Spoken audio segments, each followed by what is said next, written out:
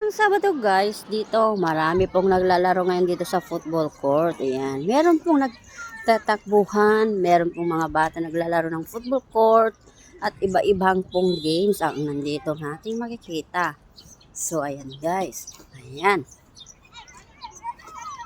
Ito na ang alaga ko, kagagaling lang ng football.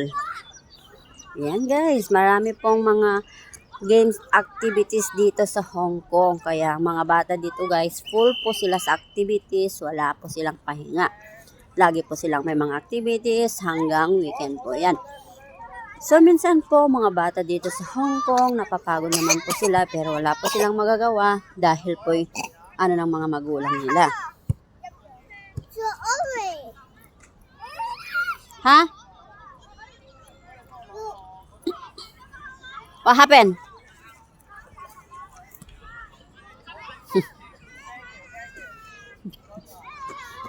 Ayan. Ayan, oh.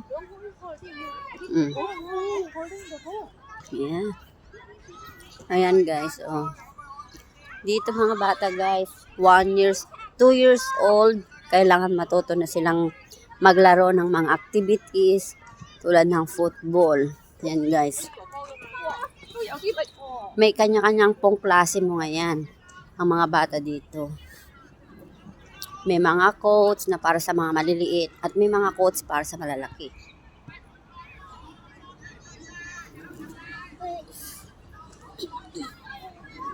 Ayan.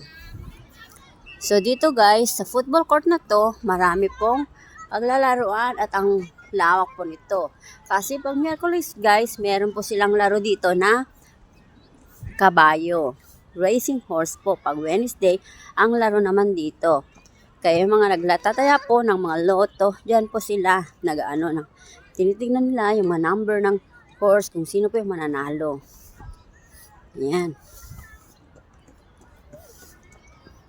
Meron din rugby. Ayan, oh. Ano to? May bunga siya, oh. May bunga. Oh, may bunga. May bunga. You see? Oh, balyena to guys. Oh. Puno ng balyena. Makikita natin dito. Hola! George! Why you are here? Where's Auntie? Auntie is in the home. In the Hong Kong. Huh? In Hong Kong. Where's Auntie? Daya, Auntie Donna. Auntie Donna's in home.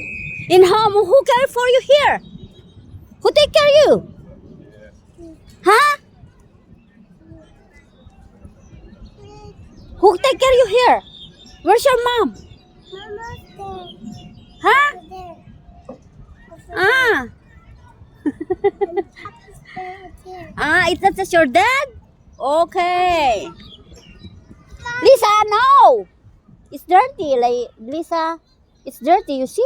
Whoa, it's so dirty, you know. Oh no. It's dirty. Hmm? You cannot go to the football today? Oh.